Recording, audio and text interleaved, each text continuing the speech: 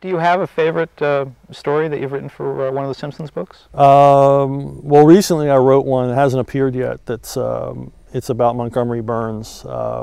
He goes to a clinic in Mexico that says it'll take 30 years off of his life. And what it really is a criminal scam, and they replace him with a duplicate Burns. And then they put Mr. Burns into a slave labor shop somewhere south of the border. And Bongo liked it enough, they made it a two-parter. So, wow. Yeah, it's their first two-parter. So that's the one I'm most happy with. Would you say that you get more notes about a script for The Simpsons or for Batman or something else? Oh, definitely The Simpsons. I mean, I can sail through the Batman stuff with very little rewrite or suggestions. I'm a first draft guy. First draft, and it's gone in the email. I sometimes don't even take a second look. The Simpsons I'll labor over. They easily take 2 to 3 times longer for me to script than say Batman or The Punisher. Now, besides the big tentpole movies of the summer, like The Simpsons, the other big event of the summer for people in your business is Comic-Con International in San Diego, which is coming up. It's become a huge event, 100,000 people, maybe more each year. Can you tell us a little bit about what's the appeal? I mean, there's a million comic book shows, a million conventions, but this is the big daddy. Why do people go to this? What's the excitement? And well, I guess for some people it's networking because the Hollywood people come down, and that's a big deal. For me, that's not such a thrill. They come down with their suitcases full of lies and promises.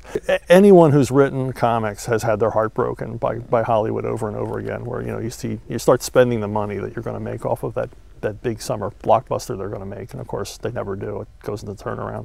Yeah, the San Diego Con, the good thing and the bad thing is the hugeness, that you're going to meet everybody there. It's the Woodstock of comics every year.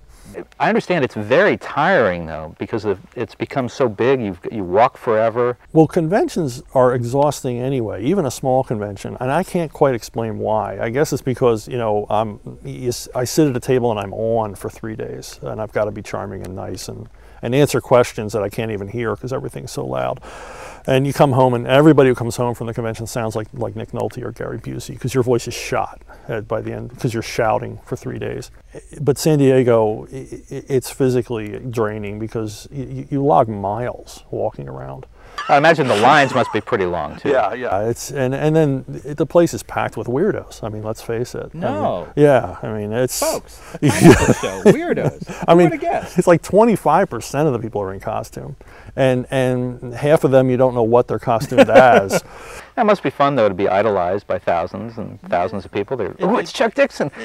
It's kind of cool, but a lot of guys are like, I'm your biggest fan, and then you'll see them, 10 minutes later, looking for another guy. And I'm your big, I always get the sense when they're in line with me that they're actually craning their necks to see if Neil Gaiman is anywhere to be found. So, I take it all in stride. I mean, it's because all glory is fleeting in comics. Thank you very much for joining us, and keep an eye out for The Simpsons comic. Goes well with The Simpsons movie, The Simpsons TV show, Simpsons, well, everything's got The Simpsons on it. Thanks for joining us, Chuck. Thank you.